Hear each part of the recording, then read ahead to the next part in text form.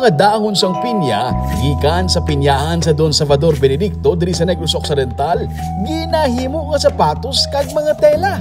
Paano? Ini ang atong diskubriyon sa sining episode.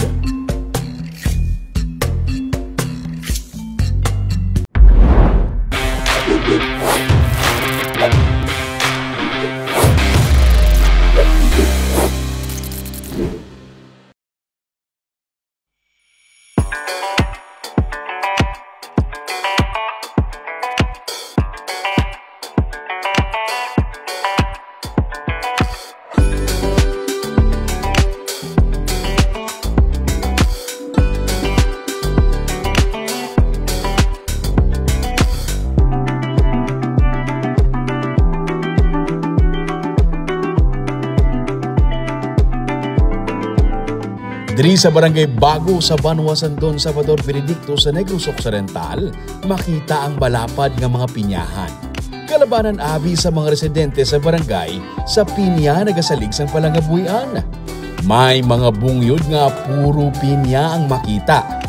Gani may mga negosyante nga diri nagapangompra sang pinya kag ginadala sa iban nga bahin sa probinsya para ibaligya. Sa pila na ka dekada, ini ang palangabuhian sa mga tawo, ang matamis nga bunga sang pinya. Ang dahon sang pinya, ginapilak o kung ginapakaon sa karabaw. Pero sa 2021, peak sang pandemic, nadiskubrihan nila nga ang dahon gali sang pinya pwede pa mapuslan. Ang mga dahon pwede himuon nga lanot o kung fiber. Kagang ini nga fiber ang gamiton nga material sa paghimo sang tela o kung leather. Ini pinagi sa bulig sang Team Energy Foundation Incorporated o kung TEFI, Department of Energy, European Union Access to Sustainable Energy Program, lokal nga panguluan sang Don Salvador Benedicto kag Central Negros Electric Cooperative. Sa tuanay, may mga residente sang barangay nga recipient sa mga solar lights bangod wala sang kuryente sa ilang lugar. Pero mas masanag pa sang sa suga ang nahatag sa ilang buwas damlag.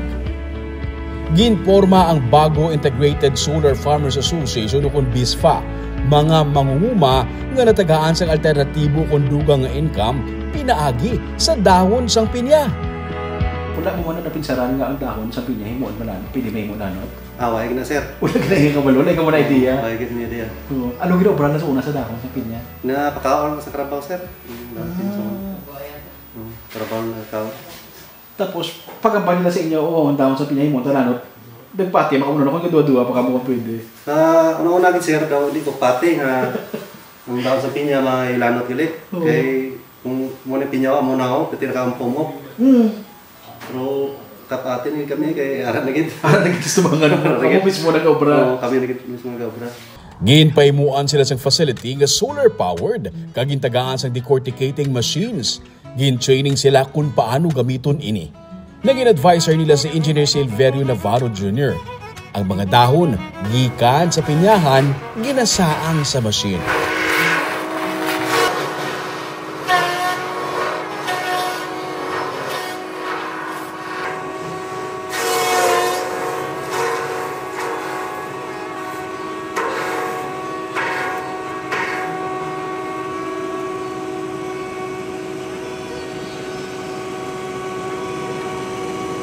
Ginabakal ininila sa mga mangunguma, miyembro man o kung hindi sang ilang kooperatiba. Nakadugang gid sir sa kabuhayan sir kay nakabulig mo gid sa mga dahon ka, nakabulig gid sa imong pamilya. Pamilya ka dahon. Agreon maka-operate ka rin, nakabulig mo gid. May sweldo man. Sweldo man.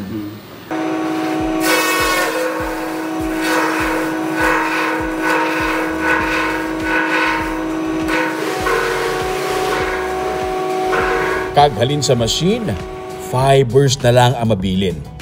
Ang makuha nga fibers ang ginalabhan para makakas ang kolor nga green kag maamat-amat puti. Kung press ka pagid ang mga dahon, mas maputi pagid ang ini nga mga fiber. Ang treasurer sa kooperatiba nga si Jevelyn Sugot nagalakat pa sang tig-1 ka oras para makalabot sa sining nga pasilidad. May mga adlaw nga naga-duty siya diri. Nagapanglaba siya sa mga lanot kag nagapangbulad. Masarangan niya man magpasulod sa mga dahon sa machine. Sa tuanay, may pinyahan man siya. Pero sa nadragdag sa 3 pesos ang presyo sang pinya bangod sa pandemic, naguntat na siya sa pagpananom sang pinya. Nagabulig na siya diri sa kooperatiba para may extra nga income. Kami pinihan gud sa una, sir, galing muramig na kuan ba kay na timing gud siya, sir, nga tag 3 pesos ang kilo ba. Nya medyo logi me. 3 pesos ang kilo sang? Bunga sa pinya, sir. Ha? Kagi amo na nagdagdag ng presyo sa 3 pesos? Lawat na sir, pag 3 pesos. pandemic to, Pandemic. Oo, para mo ito 3 pesos. Oo. O naguntat mi sa pinya, sir, kay logi man. Pero digil kita mo. Pero digid, sir. Ang sekretary sa grupo nga si Gesto ni Loki-Loki, may 5 ka hektarya nga pinyahan. Dako man nga bulig para sa iya nga hindi lang bunga sang pinya ang iya makuhaan sang income kundi pati na karon ang dahon sini. Dahon mo na si Ray kay bugat ng dahon. Bugat na.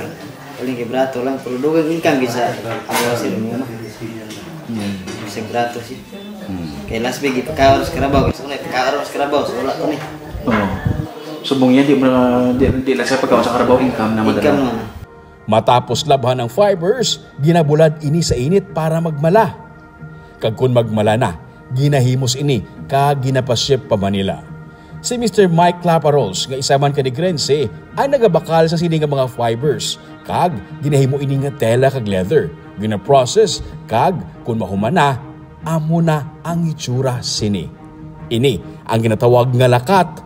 Isa ka brand sang sustainable sneakers nga 100% Philippine-made kag himo sa sustainable materials, hand-woven o kun kamot lang ang gingamit sa paghimo sini. Ang parent company sang lakat sustainable sneakers nga Creative Definitions ang ginkilala sa 2024 bilang winner sa Good Design Award sa Japan. Ang ini nga award ang globally recognized o kun kilala sa bilog nga kalibutan sa pagkilala sa mga domestic ag international designers. Sa 5,773 ka mga entries, nagpangibabaw ang lakat sustainable sneakers. Makita ang ini nga mga sneakers online kag sa ilang nga Facebook page. Kag ang iban nga mga produkto nga mga bayo naman na display diri lang sa may Association of Negros Producers nga showroom sa South Capitol Road malapit sa provincial capital.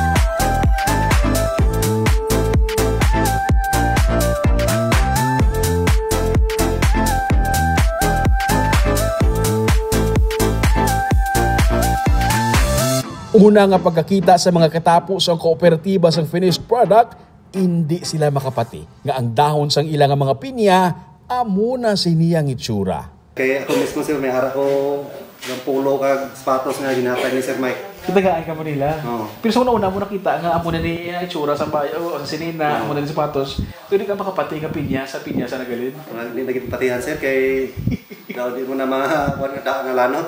Oo. Tila na gid siya. Hindi mo patihan nga lanot sa pinya. Kag sang 2024, gintagaan sila sa Department of Energy sang Sustainable Energy Award. 3 pa lang ka mga machines ang ginagamit sa mga mangunguma. Ang isa diri, ginhatag sa ila ni Governor Bong Lacson.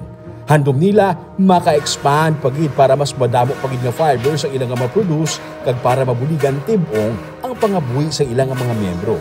Nakaka-proud ang mga amo sinikatahom nga produkto nga nagikan sa produkto sa mga Negrense farmers. Nakaka-proud nga hindi lang lugar kag pagkaon ang mapabugal sa Negros, kundi mismo ang mga Negrosanon kag ang ilang abilidad nga sarang man mapabugal sa bilog nga kalibutan.